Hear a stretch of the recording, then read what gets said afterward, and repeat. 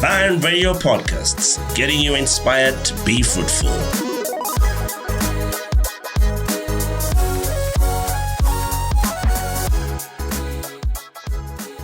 Ladies and gentlemen, thank you so much for being there. My name is Richard Mwebesa, the author of Out of the Crowd and Inspired by 40, and one very interesting, exciting, exhilarating book of poems called Thistle of the Nile, on its way about to be released before the end of the year. I am a life coach, I am a poet, I am a consultant, and I am also an author, an award-winning author. And I am pleased to be with you today. In our journey today, I'm going to be talking about one of the key special golden rules and techniques and tactics on how we can deliver outstanding results. And the subject matter today are the secrets that we can use and leverage in order for us to persevere. Perseverance is a currency. It is because it helps us in our journey and walk towards our achievements and our dreams and towards our visions. So today I'll talk about it, and I'll start by a quote that was spoken by Mary Ann Radmacher. She says, "Courage doesn't always roar. Sometimes courage is the quiet voice at the end of the day saying, I will try again tomorrow." One time, a friend told me that they were told, pack up your bags and leave, disappear before they even know it. They were given that advice, yes, by someone. Are they unreasonable and very unfair? They think that you do not matter. At least they would have given you a chance to explain yourself. If you leave, they will realize that they've even lost so much from you. Why? They can't even replace you. They just don't understand you. Leave and go. But let me tell you, I gave him this advice. Persevere. Hang in there. Do not just throw in the towel. Continue with the craft. Keep moving. Keep going and moving. I'll tell you, and this is a fact, the world is full of inconsiderate people. Cynical, hateful, backstabbing, politicking, mean, self-centered. And these come in different colors and sizes. They are there, and you will meet them. The moment you're on your journey towards growth, towards personal development, and you're hitting certain milestones, you will encounter these people. They will always be there. And guess what? One of the hurting things is that some of these may be your friends, and better still, will be your family members. Fact. This you will see. I'll tell you one of the things. If you want to stand out, you have to persevere. That is a given. Storms define the persevering breed, and how well they rise above the storms to stay right at the center of the storms without flinching. You must persevere, because greatness is a construct of perseverance. I'll start by giving context. Abraham Lincoln contested 7 to 8 times and failed to qualify for the American presidency, but he kept persevering. I mean, this guy had something different in his DNA. Perseverance was in his DNA. And he once said, and I quote, Abraham Lincoln said, "I am a slow walker but never walk back." He said, "I can move as slow as one would believe, but I will never walk back." So going into the tactics, the first tactic, well-researched, well-grounded, well-founded, that I have done in my book Out of the Crowd about perseverance is, number one, prepare. Always be prepared. When you're prepared, you know what to expect. You have that attitude of you see it before it comes mentality. You brace for impact.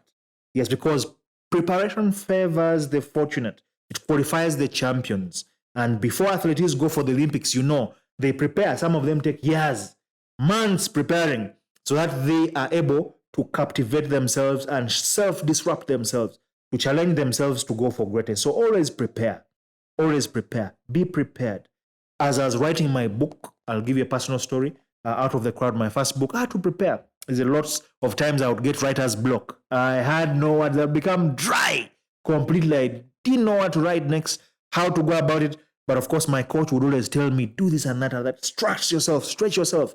Prepare yourself, because you will have it and you'll keep moving. And that kept energizing me. Somehow, the creativity kept coming back. And those of you who are in creatives know there are moments or times when you're really dry and things are not coming up, but you have to keep thinking on your feet, keep thinking, get places of inspiration. Your atmosphere, your environment can sharpen you as well. Number 2, tactic for perseverance: declare.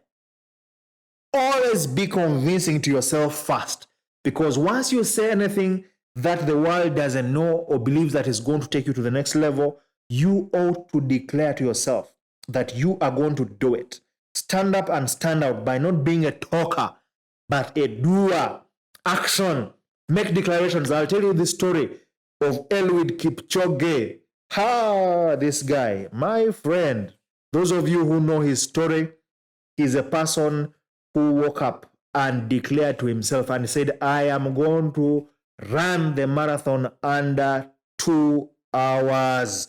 This guy, Eliud Kipchoge, surprised the world on 12th October 2019 in Vienna, Austria. He set a world record by being the first human being in history to run 42 kilometers under 2 hours. He ran 1 hour, 59 minutes, 40 seconds, and 2 microseconds. It was said it was clinically impossible for a human being. His heart could not take the heat to run 46 kilometers under 2 hours. Guess what Eliud said? And he said when he ran blistering and dashingly crossing the finish line, he hugged his wife and he made this signature statement: no human being is limited. Ladies and gentlemen, this guy did it again this year in Berlin. Those of you who saw, at his age, at his height, at his working, he made special things. He declared to himself that he's going to do it. Number 3, be illustrious in perseverance. Illustrious, be illustrious. I'll tell you the story of Benjamin Franklin, the inventor of the lightning rod and bifocals. By the way, he was an elementary school dropout. His family could not afford to pay for his education when he was 10 years old. This didn't stop him from becoming inquisitive and illustrious. He used to ask too many questions, and he did a lot of research. He self-taught himself.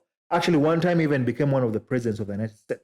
And he was so illustrious and much of an inventor. He loved books. He read books. He researched. He became so illustrious that he managed to become an inventor. Number 4 tactic: be hopeful. Ladies and gentlemen, how many of you that know that Albert Einstein did not speak until he was 4 years? People thought he was a laggard. I mean, it's irregular. A child should speak at about a few months, maybe 7, 8 months. There are people who even speak earlier. 5 months, they're speaking 6. 4 years, this man didn't speak. At school, they thought he was a guy who was a laggard. Guess what? He used to ask weird questions after he started speaking. And people were saying, who is this guy? They just couldn't understand him. His first statements he spoke, he said, Mom, the soup is hot. At 4 years.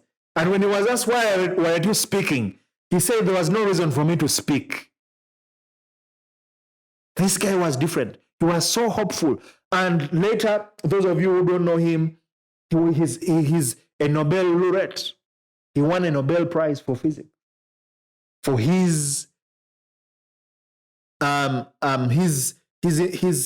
formulas of relativity, MC squared, among others. Very brilliant man, very hopeful in his journey. Yes, actually, teachers in elementary school thought he was lazy and different and unique because he was asking different questions that were not necessarily adding up. Number 4, is it 4 or 5? I think 4. Appear at the right time. Timing is everything. Guess what? Stephen Kiprotich appeared in 2012 by winning the 2nd Olympic gold medal for Uganda. It was 40 years in 1972 when John Akibwa had last won a gold medal for Uganda. He appeared at the right time. In the Summer Olympics 2012, in the men's marathon in London, he appeared on the scene and he was hungry for a gold medal. He won it. And guess what? Moments after, in 2013, he won another marathon gold medal in the World Athletics Championships in Moscow. He became the second person in the history of the World Athletics Championships right after the Olympics marathon, after Geza Hene Abera of Ethiopia, to make a mark by winning a second gold medal. He appeared at the right time 40 years after Jonah Akibo had won a gold medal for Uganda. So when you appear at the right moment, it can help you move into perseverance. Inquire. This I can go on and on and on. Always ask questions. Ask and ask and ask and ask. Never assume that you know. Why? Because there's always something that someone else out there knows more than you. Always ensure that you ask the right questions. Always be a good listener. Ask and ask away, because great people like Steve Jobs, great people that we've seen that are great inventors in the world, yes, even people we see in the Bible as Christians who have become so profoundly outstanding at their craft and the things they did, are people who are always quite inquisitive. I can give you examples. I can go on and on and on. Guys like David, guys like Daniel, I talked earlier in other segments, guys like Solomon, of course, the wisest man ever. These were great, profound people. They asked questions. Then always ensure that you acquire. What do you acquire and cultivate? A high level of emotional intelligence, EQ. This, I can tell you, King David had it. If you've read in the Bible, in the book of 2 Samuel 23, 8-17, David had generals. He was not the only person. He had generals. And these generals were willing to fight for him. There's a time, these guys were so unique. There's a guy who was called Josheb. Yes, then there's another guy called Dodai, the Ahomite, son of Eliza.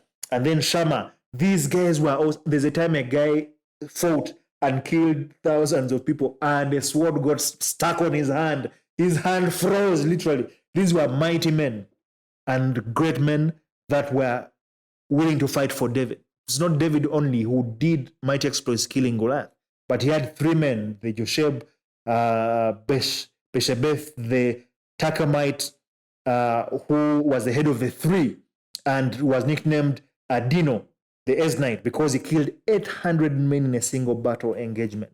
I mean, these guys will do things. You can read about them in the Bible. Profound, very powerful, and they did many big things. Then one other tactic in perseverance, always respire. Breathe it in and breathe it out. When you've gone through trials and things are hot, don't just settle and say no. Breathe in, take a moment, backseat, withdraw.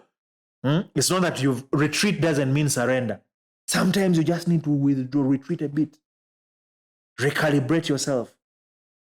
Restudy and rewatch the atmosphere. I love Napoleon Bonaparte because he used this tactic of withdrawal. He used to respire a lot. Not many people know that Napoleon Bonaparte at one time had epilepsy, a condition or a disease.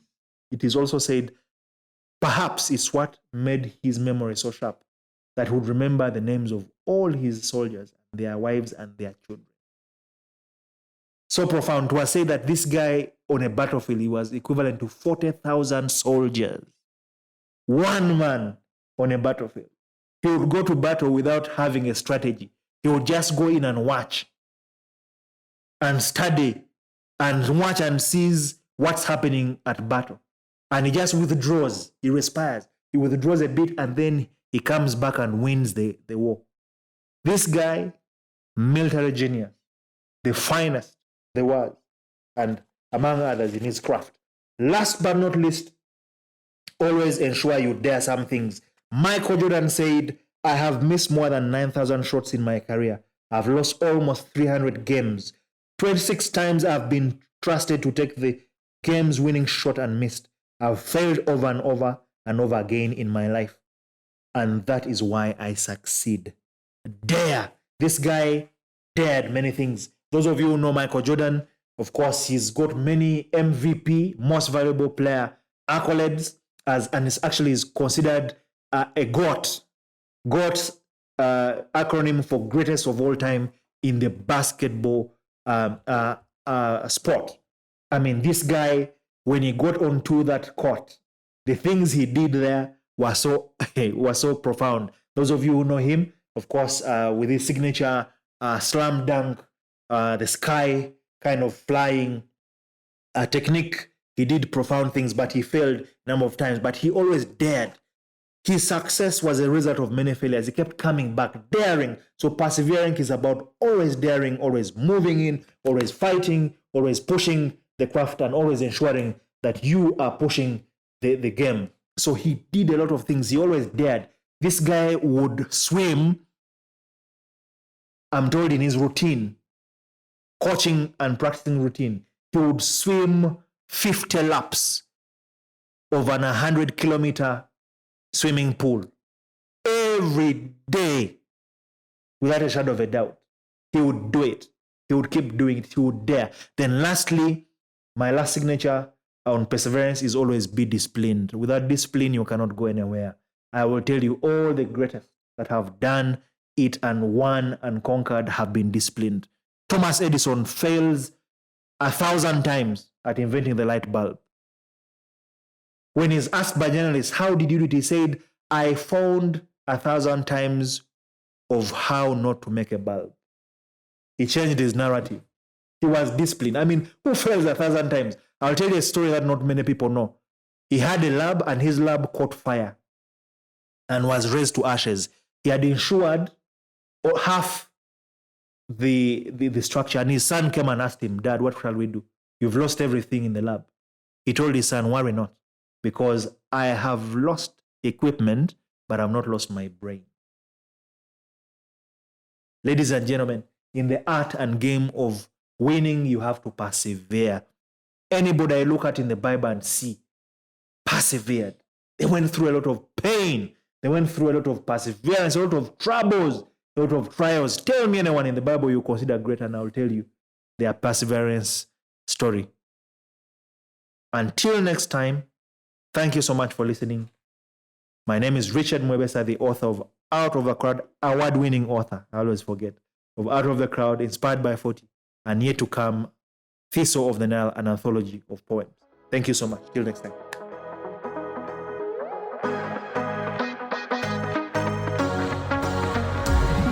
Thank you for listening to Vine Radio Podcast. Hope you are inspired. Now get out there and be fruitful.